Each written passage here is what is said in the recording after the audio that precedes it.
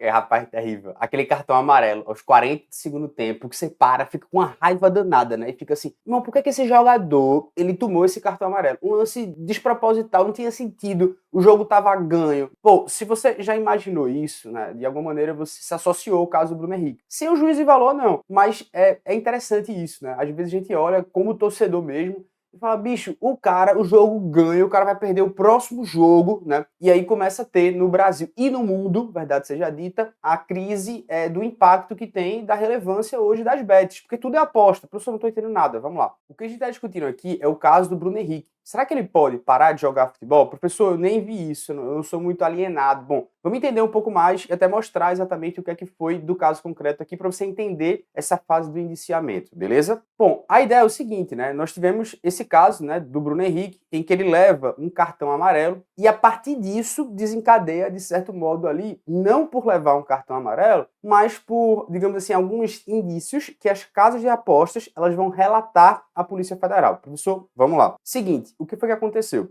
O atacante Bruno Henrique, ele foi indiciado pela Polícia Federal por supostamente manipular um resultado esportivo, não o jogo. A investigação aponta que ele teria forçado um cartão amarelo contra o Santos pelo Brasileirão 2023. E aí o que seria um grande indício? Nós tivemos múltiplas apostas das casas esportivas que mandavam relatórios e falavam assim, olha, 98% das apostas ficaram concentradas nesse jogador especificamente, de cartão amarelo, ele tomar o Bruno Henrique. E além disso, eles olharam, olha, tem contas que foram criadas especificamente agora, assim, ela criou e só fez essa aposta. Ela não é uma conta de um apostador experiente que está lá sempre apostando, né? E também ele viu apostas com valores em tese atípicos. O que é que seria isso? Bom, quando você faz algum tipo de aposta, sei lá, em cartão amarelo, ele já tem uma média. Pô, o cara não vai do nada apostar no jogador que vai, enfim, né, um valor muito alto, vamos dizer assim. E, além disso, tinha essa questão da concentração geográfica, de você falar, poxa, são pessoas que estão ali em Belo Horizonte, que é a cidade que ele nasceu, né? Professor, de maneira mais esquemática, aqui como tem os sites de notícias. Deixa eu até me ajeitar aqui, que o cabelo do Bruno Henrique é na régua, né? É da régua. Ó, vê só. Seguinte, o que a gente tem da investigação? 31 de outubro de 2023, véspera da partida Flamengo e Santos. Então ele mostra que um dia antes, né, nesses sites aí, Betano, Galera Bet, né, Júnior, Ludmilla, Poliana, as pessoas que foram criando esses sites e fazendo essas apostas. E aí, basicamente, a investigação da Polícia Federal mostrou que essas pessoas que apostaram, elas não eram pessoas quaisquer, digamos assim. Eram pessoas do vínculo familiar do Bruno Henrique, né? Então, tem o Wanda, né, tem a Ludmilla, tem a Poliana, e aí essa seria a lógica. A primeira pergunta, isso seria suficiente para a gente afastar o Bruno Henrique do futebol, para ele parar de jogar? Bom, é isso que eu vou responder aqui com você agora. Novamente, eu me chamo Felipe Duque, né? Sou professor aqui de Estratégia e Carreira Jurídica. Se você acha isso aqui massa, dá uma moral aí nos comentários, manda, porque é um projeto que a gente está tentando fazer pegar aqui, e é muito importante, né, para a gente explicar de maneira mais jurídica a coisa e não ficar manchete de jornal, tá? Vamos lá. Então, o que aconteceu? A gente tem aqui as apostas, né? As pessoas apostando R$300 para ganhar 1.200, né? Valores, em tese, novamente, altos no que tange a essas apostas de cartões amarelos que não são tão altas assim. Associado a isso, teve outra coisa, professor? Teve, né? A Polícia Federal teve acesso também à troca de mensagens entre o suposto Bruno Henrique e também o seu irmão. Por que suposto? Porque são conversas de WhatsApp que ainda vão passar por uma perícia. E aí tem conversas falando, olha, tio, você tá com cartão, né? E aí ele vai conversando, basicamente, ele fala, bom, ele confirma que tá e fala, quando o pessoal mandar você tomar o terceiro cartão, você nos avisa. Professor, aí também tem isso, obviamente, no futebol, né? Às vezes, no futebol, o próprio atleta, ele toma o terceiro cartão amarelo de maneira proposital em alguns jogos, porque o próprio staff, ele manda, ele ordena. Suponha que, enfim, né, você tem hoje um jogo de futebol contra um time tecnicamente mais fraco, ou que você tá, sei lá, tá lesionado e quer descansar um pouco mais, né?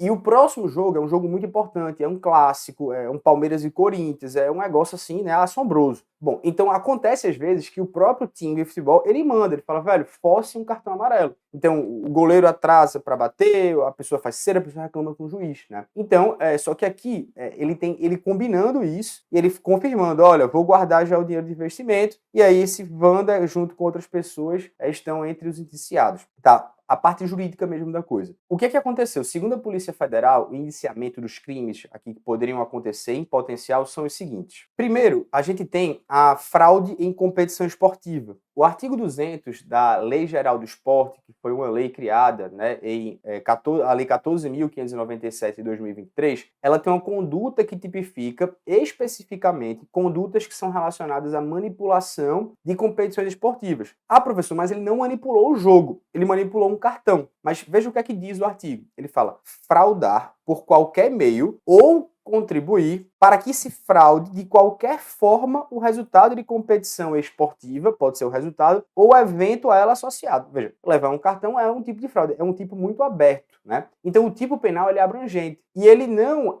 inclui apenas você manipular o resultado final da partida, mas também eventos a ela associados, como ela diz aqui, o que compreende, sei lá, falta, cartão, escanteio, qualquer outro lance que objetivamente seja objeto de aposta. Então, um dos principais crimes seria esse crime aqui em questão, beleza? Show de bola. Professor, além disso, também houve indiciamento de estelionato. A polícia também mandou a título de estelionato. Estelionato está no artigo 171 do Código Penal, que ele fala da obtenção de vantagem ilícita em prejuízo alheio, induzindo alguém em erro. Pena de 1 a 5 anos de reclusão, estelionato, pena de 2 a 6 anos de reclusão na fraude em competição esportiva. Professor, quem seria, enfim, quem estaria em prejuízo aqui? O enquadramento do estelionato, obviamente, ele decorre do entendimento de que você está manipulando um evento para beneficiar alguns apostadores. E estaria sendo uma vantagem ilícita em detrimento das casas de apostas. A casa de aposta que se dane, né? Bom, as casas de apostas aqui são as vítimas, né? Que estão sendo induzidas a erro quanto à aleatoriedade de um evento esportivo sobre o qual se realiza a aposta. Afinal, a gente está dizendo de maneira explícita que está tendo um evento que é enganar as casas de apostas, que imaginam que aquela aleatoriedade seria tal, quando na verdade não é, porque o resultado já está combinado. Então, a gente poderia perceber que há aqui um dolo de enganar ou não, professor. E aqui muito cuidado. O que eu vou mostrar aqui para vocês é que em precedentes recentes do STJ, e eu trago aqui julgados do STJ de março de 2025 e fevereiro de 2025, quando ele vai associar tanto ao delito do que seja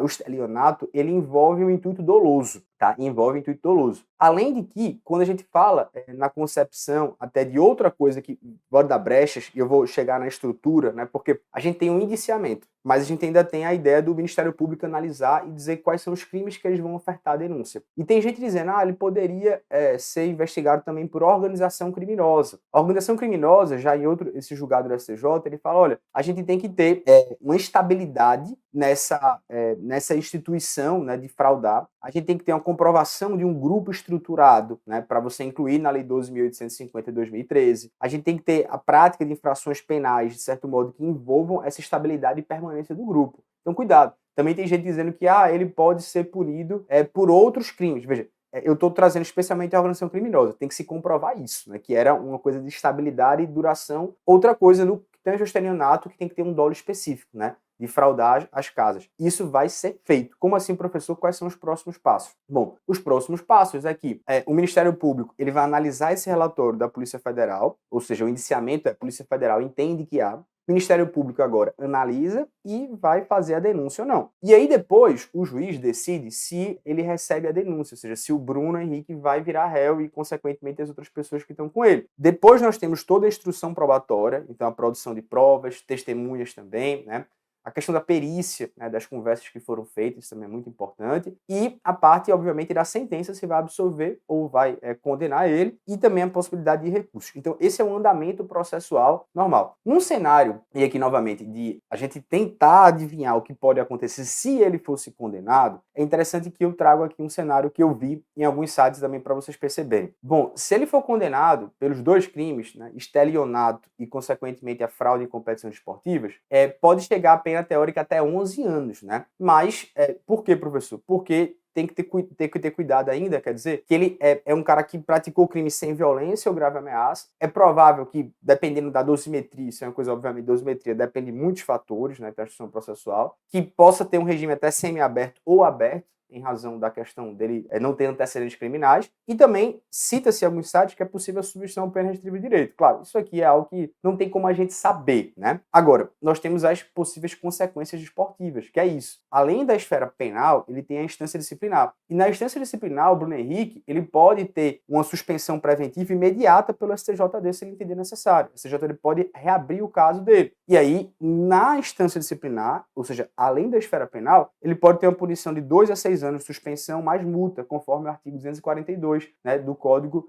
Desportivo. E em casos graves, ele pode sim ser banido do esporte, né? O STJ dele tinha arquivado antes a investigação por falta de provas, mas obviamente com agora essas evidências da Polícia Federal, isso pode ser reaberto. E sim, ele pode ser suspenso a qualquer momento, se entender o STJ dele de maneira liminar, não que não caiba recurso. Mas veja, nós temos duas esferas, a esfera disciplinar e a esfera penal. Então, sim, é possível que ele seja banido do futebol. Agora vai depender da instrução. Agora você já sabe, agora você já não está fazendo fofoca e está entendendo aqui, basicamente, o que é que poderia ser enquadrado tanto na esfera disciplinar quanto na esfera penal. Beleza?